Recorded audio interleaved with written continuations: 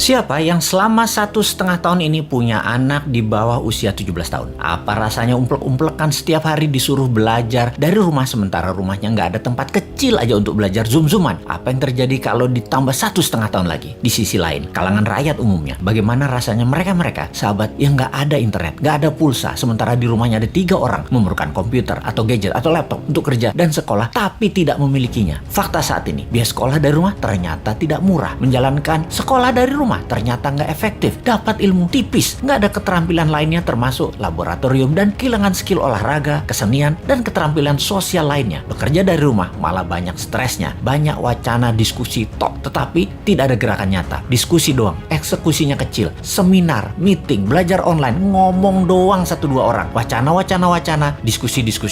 Rekening mah minus juga. Saat ini dunia bergeser jauh. Berapa lama kita akan menjadi seperti ini di bawah serangan virus? Jawabannya, kalau gini cara mengelolanya, selamanya, setidaknya sampai tahun 2025. Demikian kata WHO dan World Bank. Waduh, paling cepet 2023 awal deh. Tetap aja lama. Maunya tahun 2021 ini paling lama selesai deh. Vaksin dah tuh 100% orang Indonesia. Pertanyaan lagi, apakah selesai COVID? Ya nggak tahu juga. Menurut Ngana, selesaikah COVID ketika 100% manusia Indonesia sudah divaksin? Jawabannya nggak tahu. Misalnya, manusia setelah divaksin, efeknya tingkat kematian dan fatality-nya menurun. Tetapi tetap bisa kena. Dimana kalau kena ya isolasi mandiri, katakan 10 hari. Setiap hari ada 30.000 orang bergantian bergiliran. Tiap hari ada 30.000. Karena 10 hari di isoman, maka yang dikurung hari itu adalah 300.000 orang per hari yang terkurung gantian sampai 100 juta orang. Gitu ya, 2 tahun itu bisa tercapai. Bisa lebih. Serem amat ya kalau ini terjadi. Untuk mencapai 60% populasi yang benar, ya bisa 2 tahun lagi, mungkin bisa 4 tahun lagi. Kalau hal ini terjadi, maka bukan hanya ekonomi yang ambiar, tetapi keterampilan sosial anak kita, keterampilan lainnya hilang. Bisa terjadi generation gap yang parah, di mana di tahun 2045, 24 tahun lagi, mereka usianya yang sekarang 10-20 tahun itu adalah mereka menjadi tulang punggung angkatan kerja dan usaha. Mereka, bayangkan, tidak punya keterampilan yang mumpuni. Maka angkatan yang usianya 50-70 tahun di kemudian tadi masih tetap bekerja dan ini tidak efektif. Maka gawat kalau bernegara tidak ada yang memikirkan hal ini, tetapi lebih memikirkan tenaga kerja asing bagaimana bisa masuk terus dengan dilindungi pejabat paling berkuasa. Alhamdulillah berhasil masuk terus. Itu lebih penting baginya sekarang. Saat ini generasi mendatang ngapain gue pikirin katanya. Yang penting saat ini lagi berkuasa, gak ada yang boleh halangin. Pokoknya gigi 5, gaspol, gue harus kaya. Lalu siapa yang urus generasi muda yang sudah 1,5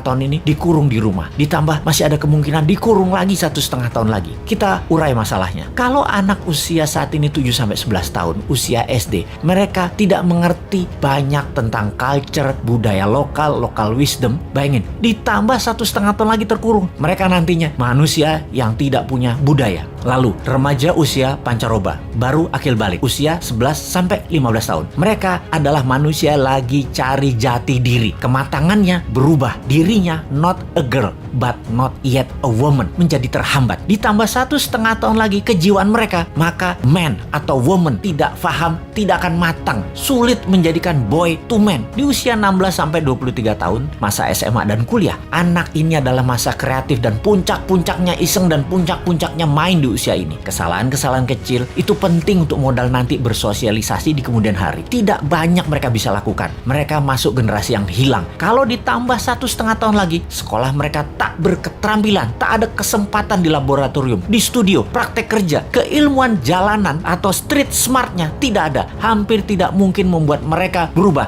from man to gentleman. Ada 40% saat ini dari populasi Indonesia yang usianya saat ini 7-23 tahun. Yang 20 tahun lagi mereka merupakan tulang punggung keluarga, bangsa, negara. Jadi apa mereka ini nantinya? Ada yang mikirin pelindung nikel, mikirin. Yang pasang baliho jualan tahun 2024 itu mikirin. Yang menjabat sekarang mikirin. Kalau bosman, ada tuh bala muda walau kecil, kita berjuang.